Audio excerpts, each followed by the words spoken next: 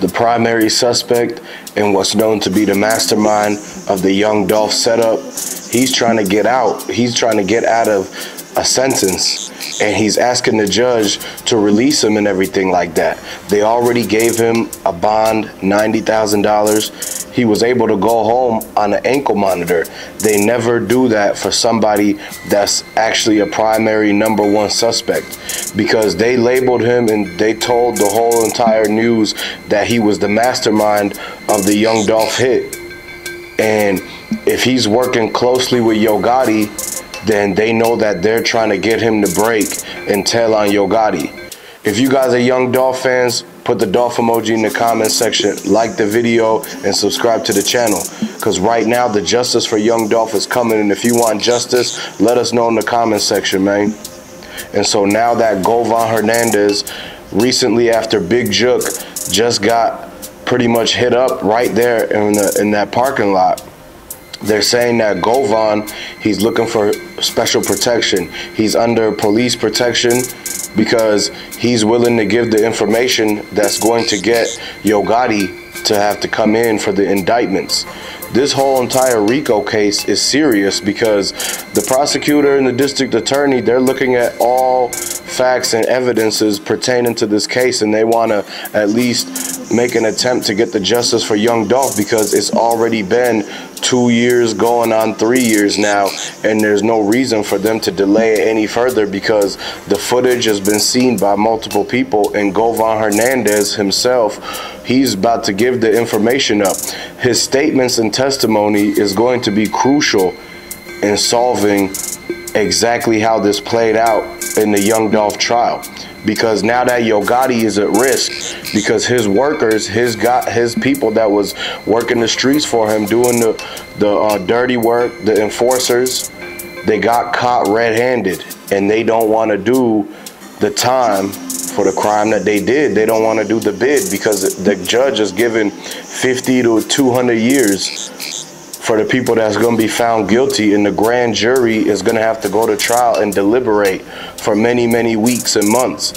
And so, but we've been saying the whole time, you have to put 2 and 2 together, because once they found out that Govan was not only at the cookie shop, but he was at the other locations when they did the 100 shots on Dolph, and he is best friends with bigjook.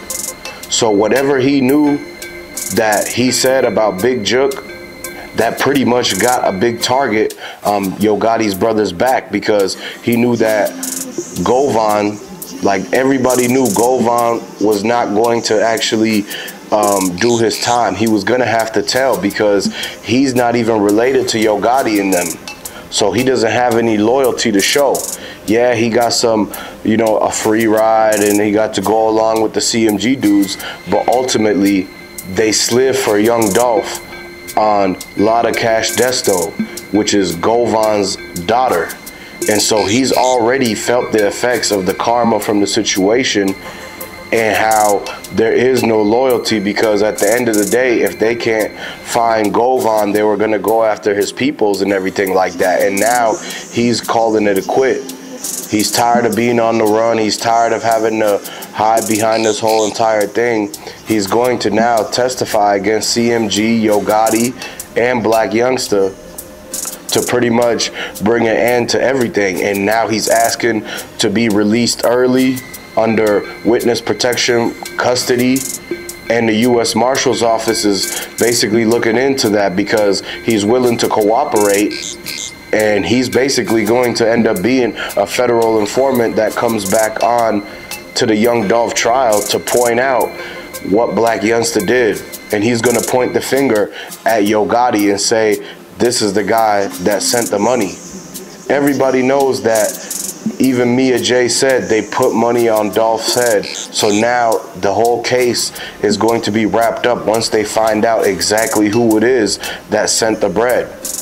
There's a lot of different transactions that went on.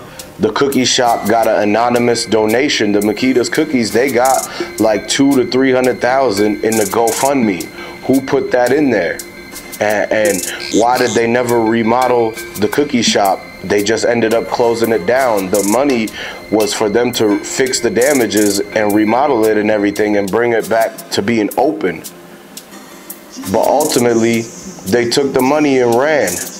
And then on top of that, they try to throw salt in the wound by making the Young Dolph cookies. You can't sell the cookies with Young Dolph name on it, because they're really trying, if you look closely at what they're trying to do, a lot of people who, like, their ops get hit up, they try to say they have that person's pack, or they smoking on this person or that. And so this is what they're doing with them selling Young Dolph cookies. It's like them having the Young Dolph pack. And so this is why a lot of people, they didn't want to buy the cookies. They boycotted the cookie shop because they knew that it was a lot of unfinished business behind what was the real truth of what was going on, man, because the stories changed from all the people that was interviewed inside the cookie shop. One person said this, another person said that. And then once they went back and interviewed them again, they changed the stories. They say, no, it didn't happen inside, it happened outside. At first they said the owner was there, and now they're saying he was just pulling up in his car. But other witnesses are saying that his car was there the whole entire time. And so this is why a lot of people stepped back from the situation and they looked at what was actually happening, and they try to get the facts of everything. The sources in Memphis, they know exactly what's going on. The people in Memphis know who actually did it, and this is why a lot of stuff has been happening over the past 2 years in Memphis. RIP to all the people that have been affected by this situation. It was a continuous, every month, it was another person that was involved in setting up Young Dolph, or they knew the people who did it, or they were the getaway driver, or they actually tried to flee and have them stay at their place. This is what happened with Straight Drop and Shondell Barnett, but they let the getaway driver of the Bentley truck and of the two-door, they let him go. And they didn't, he told them Straight Drop did everything. Then once they got Straight Drop in the interrogation room, he said that he was the getaway driver, is the guy that they released. And that was blacyoungsta's best friend. The same guy in the Instagram live that they pulled up to Young Dolph Hood in Castalia with the poles, bandanas, and everything. They were trying to tell Young Dolph to come outside, like they wanted a confrontation with him and Keyglock and Big Moochie Great and Kenny Money. But at the end of the day, they weren't feeding into any of that stuff because they knew that it was basically, they were going to get flanked. It was a setup. But Shondell Barnett, the getaway driver, was captured eventually, and they brought him back in to the Shelby County precinct. Now he's sitting right there, cellmates with Straight Drop.